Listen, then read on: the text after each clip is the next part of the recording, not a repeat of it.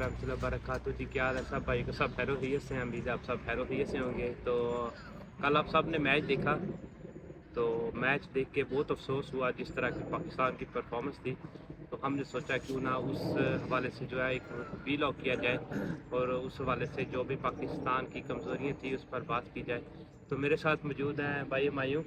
तो भाई मायूं, क्या सोचते हैं पाकिस्तान ने जो कल परफॉर्मेंस दी, कहाँ पे पाकिस्तान ने गलतियाँ की जहाँ पे आपको लगता है कि वहाँ पे उसको ठीक करना चाहिए? पाकिस्तान ने जो सबसे बड़ी जो गलती हुई हमसे, वो हमारे जो मैनेजमेंट को मैं कहूँगा कि जो मैनेजमेंट है हमारी, उसको बैक करना चाहिए था पाकिस्तानी टीम को, कि उसको वो कॉन्फिडेंस देते कि आप मैदान में जा रहे हैं, इतना बड़ा क्राउड है। तो सबसे पहले बात ये है कि पाकिस्तानी टीम जब मैदान में खेलने जा रही है तो इस तरह का क्राउड पाकिस्तानी टीम ने पहले फेस नहीं किया हुआ। तो जब फर्स्ट दफ़ा आप ऐसे इतने बड़े क्राउड के सामने खेलने जाते हैं, तो आपको मेंटली प्रिपेयर्ड होना पड़ता है कि किस लेवल के कॉन्फिडेंस के साथ आपने उधर जाना है। पहले तो आपने उस नद, आपको क्या लगता है कि जो 131 के वहाँ पे क्राउड था उसकी वजह से पाकिस्तानी टीम जो है वो प्रेशर में आई या ऑलरेडी पहले प्रेशर में थी? बेसिकली उनका जो प्लान था ना, मेरे ख्याल से, क्योंकि ये मेरी पर्सनल राय है कि हर टीम जो है मैच खेलने से पहले अपना प्लान करके जाती है। पाकिस्तान ने भी ऑब्वियसली अपना प्लान किया हुआ था, लेकिन जब वो मैदान में गए इतने बड़े क्राउड के सामने, वो अपने प्लान के ऊपर फोकस नहीं रख पाए। वो बेसिकली आउट ऑफ माइंड चले गए। उनको समझ नहीं आया कि उन्होंने किस तरह की स्ट्रेटजीज के साथ खेलना है। उन्होंने लेकिन सिचुएशन वो को जो यादव को जिस तरह उनको खेलना पहले पहले तो तकरीबन 25-30 ओवर उन्होंने अच्छा खेला, दोनों की अच्छी पार्टनरशिप थी, रिजवान की और बाबर की। लेकिन उसके उन्होंने जिस तरह अटैक करना चाहिए था यादव पर, उन्होंने उस तरह अटैक नहीं किया यादव पर, जिसकी वजह से फिर यादव ने जो आने वाले बैट्समैन थे उन पर प्रेशर डाला। बेसिकली ये जो पिच थी, जैसे ही इसका पहला ओवर हुआ था तो पता चल गया था कि वो किस तरह जो है वो रिएक्ट कर रही है। तो पहले ओवर के साथ ये पता चला कि गेंद जो है वो स्विंग नहीं हो रही थी। तो जब गेम स्विंग नहीं हो रही है तो आपका काम था आपके बैट्समैनों का कि उनको अटैक करते, क्योंकि हमने देखा कि जो एक्सपेक्टेड नहीं था, 10-12 ओवर के बाद जो पिच है वो चेंज हो गई थी।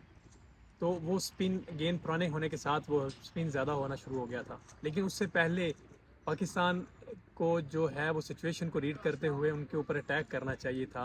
पहले 10 ओवर में उनको आस्था खेलने की बजाय उनको एटलीस्ट 80 रन जो है वो करने चाहिए थे, क्योंकि विकेट्स आपको बचानी चाहिए। लेकिन अगर आपके पास इस तरह के ट्रैक आ जाएं तो फिर तो आपको अटैक करना पड़ता है। आज एक मामूलात आखिर मामूलात को हम कब तक बर्दाश्त करेंगे? ऐसे एक बैटिंग विकेट है, उस पर उसने 10 ओवर जो है स्पेंड किए और उसके बाद भी कुछ भी अच्छा स्टार्ट नहीं दिया। तो इससे बेहतर था कि फरजमान को खिलाते। फरजमान एक ऐसा प्लेयर है जो बड़े बड़े मैच का प्लेयर है। अगर वो 10 ओवर भी खेल जाए, 15 ओवर खेल जाए, तो बहुत अच्छा स्टार्ट देता है पाकिस्तानी टीम को। लेकिन ये फिर भी कंटिन्यू इमामुल्लाह को खिला रहे हैं। इमामुल्लाह जिसके पास कोई शॉट नहीं है, बस एक ही शॉट सामने खेलता है हुक पर। जो 3-4 दफ़ा तो वो हुक पे आउट हो गया। सो बेसिकली अगर फ़खर जमान को खिलाते तो फ़खर जमान आया, अपनी जो वो नेचुरल उसकी गेम थी, जब उसने स्टार्ट किया था, जब वो टीम में आया था, तो वो अपनी अगर गेम खेलता तो फिर तो ये परफेक्ट ट्रैक था उसके लिए कि वो 10-15 ओवर में वो अगर खेल जाता तो पाकिस्तान का स्कोर जो है वो 100 भी हो सकता था। और ये परफेक्ट कंडीशन थी जिसके ऊपर वो फ़खर जमान को यूज़ कर सकते थे। लेकिन इमाम उल हक जो है वो ओवरऑल जो है वो उसकी जो गेम है वो हम सबको पता है कि वो जो छोटी टीम है उनके अगेंस्ट उसने ज़्यादा रन बनाए हैं अभी तक, लेकिन किसी भी बड़ी टीम के खिलाफ उसको मैच में इतना रन बनाते हुए अभी तक तो मैंने नहीं देखा। फरजमान नहीं नहीं, फर्ज इमाम उल हक हाँ, की बात कर रहा हूँ। इमामुल हक ने ज़रा, अगर आप देखें विराट सीरीज में ज़्यादातर उसने स्कोर किया है, किसी बड़े टूर्नामेंट में आज तक उसने कभी स्कोर किया नहीं है ना देखा है। फरजमान है, फरजमान हमेशा बड़ा प्लेयर है, बड़े टूर्नामेंट का खिलाड़ी है, उसको जो है वो मौका देना चाहिए। इस तरह के अगर फेल हो भी जाए तो कोई अफसोस नहीं। देखिए, ऐसा घोड़ा है जो चल जाए तो आपको रेस जिता देता है। बिल्कुल ठीक कहा आपने। कल उन्होंने मिस आउट किया फ़खर जमान को, क्योंकि जैसे आपने कहा कि उसको यकीनन टीम में होना चाहिए था, रिस्क ले लेना चाहिए था। लेकिन अब जो है वो क्या कह सकते हैं, हो सकता है कि वो इससे लर्न किया हो उन्होंने। और उसमें फिर मैं इतना ज़्यादा कसूरवार बॉलिंग को नहीं कहता, वैसे इनको थोड़ी फाइट करनी चाहिए थी।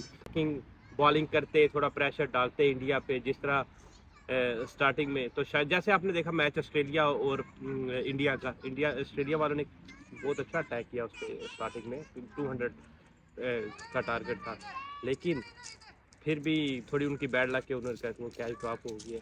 तो इस तरह पाकिस्तान को चाहिए था कि स्टार्टिंग में थोड़ा अटैक करते।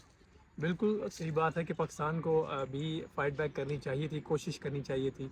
जैसे कि हर बंदा जो है वो ये सोच रहा था कि हाफ मैच जो है वो पाकिस्तान पहले ही हार चुका हुआ था, क्योंकि 191 के जो टारगेट देने के बाद उन्होंने वो यही सोच रहे थे हर बंदे कि यार ये तो मैच हम हार गए हैं। लेकिन इनको ये प्रूव करना चाहिए था, क्योंकि इनके जो फाइट बैक जब करता है तो बंदे को पता चलता है कि इनकी बॉडी लैंग्वेज क्या है।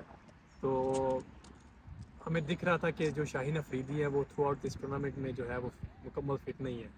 हाँ बिल्कुल बिल्कुल, उसकी पेस अगर देखी जाए, पहले उसकी पेस जो है वो 140 पे थी, लेकिन अभी 130 पे है। अभी 130 32 पे है। हाँ जी। वो ज़्यादातर देख रहा है अपनी लाइन लेंथ को, लेकिन लाइन लेंथ हाली जो है वो बिल्कुल नहीं मदद देती जब तक आपकी स्पीड ना हो। दूसरा हारिस रऊफ भी उस तरह की परफॉर्मेंस नहीं दे रहा फिलहाल, जिस तरह की परफॉर्मेंस उसकी थी, हम लोग एक्सपेक्ट कर रहे थे 150 155 तक भी उसने बॉलिंग की है। तो लेकिन पता नहीं कब कब हम लोग 50 ओवर में जो है वो देखिए जी, इंडिया से जीतेंगे। देखिए जी, कब से 92 से तो स्टार्ट हुआ है ये काम, 92 से लेके अभी तक 2023 तक जो है हम लोग जीत नहीं पाए। कितने कप्तान आए, कितने बड़े बड़े कप्तान आए, लेकिन हम लोग जो है वो अभी तक जीत नहीं पाए। तो चले, होप है शायद सेमीफाइनल में या फिर फाइनल में पाकिस्तान का मुकाबला जो है वो इंडिया से हो तो वो हम लोग जीतें। लेकिन ये कैसे मुमकिन होगा? ये मुमकिन ऐसे ही है कि जो आने वाले जितने मैच है उसमें पाकिस्तान अच्छी परफॉर्मेंस दे। ये उसामा मीर को भी मौका देना चाहिए, ताकि जब तक आप उनको मौका नहीं देंगे, उनको चांस नहीं देंगे, आपको पता कैसे चलेगा कि ये प्लेयर अच्छे हैं। भाई कब तक ये शदाब को हम देखते रहेंगे? शदाब फुल टच से शॉर्ट पिच सारी ऐसे बालें करता है। और जो अपना जो लड़का है साउथ शकील, इसको आप खिलाना नहीं, चाहेंगे? साउथ शकील अच्छा प्लेयर है, कमी पेशियाँ आती रहती हैं मैचों में, इस तरह का कोई नहीं है। देखे ना, अब्दुल्ला पिछले मैच में अच्छा खेला, इस मैच में उससे अच्छा नहीं खेल सका, लेकिन इसका मतलब ये नहीं है कि वो प्लेयर अच्छे नहीं हैं। जो अच्छे प्लेयर हैं वो आने वाले मैचों में आपको दिखाएंगे कि वो अच्छे प्लेयर हैं। तो साउथ शकील ने प्रूव किया है कि जो देखे ना आप श्रीलंका के खिलाफ, उसने अच्छा प्रूव किया, और उससे पहले भी जितने मैच उसने खेले उसने प्रूव किया।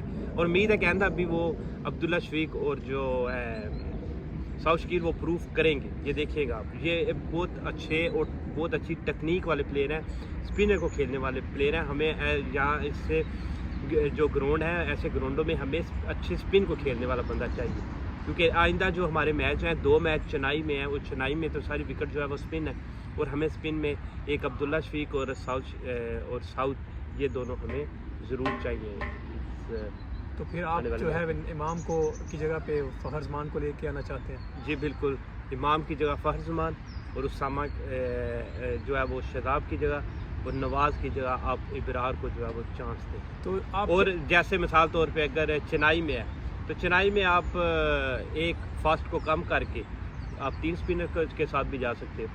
आपके फास्ट बॉलर हैं, इनमें आप देना चाहेंगे चांस वो उस्मान को, या कि नहीं, ज़मान के अभी नहीं, अभी देखते हैं कि आने वाले मैच जो है वो कहाँ पे हो रहे हैं, किन किन ग्राउंडों में हो रहे हैं। और जैसे मैंने बताया कि नेक्स्ट मैच जो है वो बेंगलुरु में है, उसके बाद फिर नेक्स्ट मैच हमारे 2 हैं वो चेन्नई में है। तो इस तरह ज़मान का तो मुझे नहीं लगता इतना। हाँ शायद अफ़गानिस्तान के ख़िलाफ़ आप थोड़ा, या बांग्लादेश के खिलाफ थोड़ा ले सकते हो चांस ज़मान खान को खिलाने का। अच्छा, बांग्लादेश और अफ़गानिस्तान के साथ आपके जो मैचेस होंगे, कैसी स्ट्रेटजीज होनी चाहिए आपको इनके अगेंस्ट खेलने के लिए? क्योंकि चलो बांग्लादेश के खिलाफ तो आपका माइंडसेट थोड़ा सा डिफरेंट होता है, लेकिन अफ़गानिस्तान के साथ जो पास्ट मैचेस देखें तो उनके अकॉर्डिंगली तो हमें लगता है कि ये जो टीम है आपको टफ टाइम देने वाली है। तो क्या सोचेंगे आप, क्या कहना चाहेंगे इस बारे में? हाँ बिल्कुल, ऐसी बात है। अफ़गानिस्तान के खिलाफ, अफ़गानिस्तान हमारे खिलाफ हमेशा एक अच्छे तरीके से आता है, और अच्छा उनका जो है ना वो मोराल होता है। तो कोशिश यही होगी कि उनके खिलाफ जैसे हमेशा खेलते रहें, इतना प्रेशर ना लें, एक नॉर्मल मैच हमें के खेलें उसको।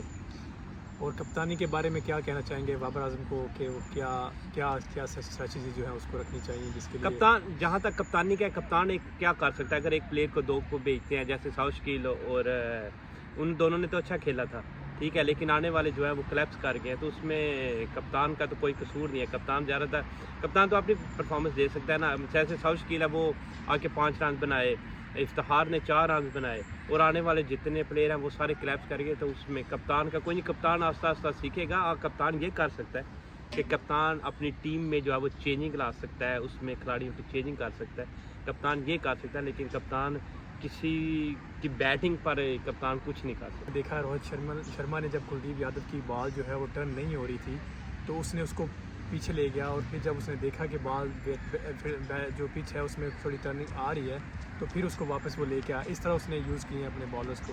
तो हाँ क्या बिल्कुल ऐसा ही, लेकिन उसमें थोड़ा बॉलरों का अपना दिमाग भी होता है ना। उसमें देखे ना, बॉलरों ने साहब ने विकेट टू विकेट बॉल की थी, ठीक है। तो कप्तान ज़रा है, कप्तान एक बॉलर को उस टाइम ला सकता है, लेकिन बाकी जो जिस तरह की बॉलिंग सिराज ने की, बुमराह ने की, यादव ने की, वो बॉलर पे भी डिपेंड करता है। बॉलर अपना भी दिमाग इस्तेमाल करे ना कि कहाँ पे मुझे फील्ड चाहिए, कैसे मैंने बॉलिंग करनी है।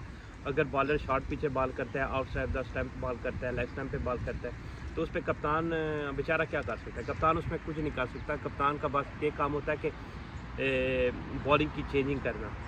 तो आप बाबर आजम को हाईली जो है वो बैक करते हैं उसकी कप्तानी हाँ, को? मैं बाबर आजम की कप्तानी को बैक करता हूँ। बहुत अच्छे कप्तान है, उम्मीद है आस्ता आस्ता वो सीखेंगे और अच्छी कप्तानी करेंगे। पहले भी उन्होंने अच्छे मैच हमें जितवाए हैं टूर्नामेंट में, जैसे T20 वर्ल्ड कप में उन्होंने 1 साइडेड मैच हमें जिताया इंडिया के खिलाफ।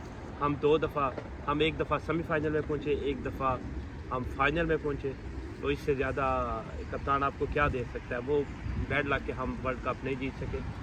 और आप लास्ट में अगर कुछ कमेंट करना चाहें बाबर आजम के हवाले से? तो उससे हम एक्सपेक्ट ये करते हैं क्योंकि इतने ज़्यादा लोग देख रहे होते हैं अपनी टीम के मैच को। ज़ाहिर है पाकिस्तान को जीते हुए देखना चाह रहे होते हैं सारे।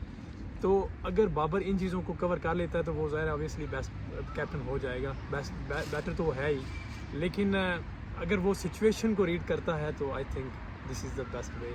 ठीक है, बहुत शुक्रिया जी। मेरे देखने वालों को भी बहुत शुक्रिया। आइंदा इंशाल्लाह वर्ल्ड कप के हवाले से ब्लॉग आते रहेंगे। ओके, अल्लाह हाफिज़।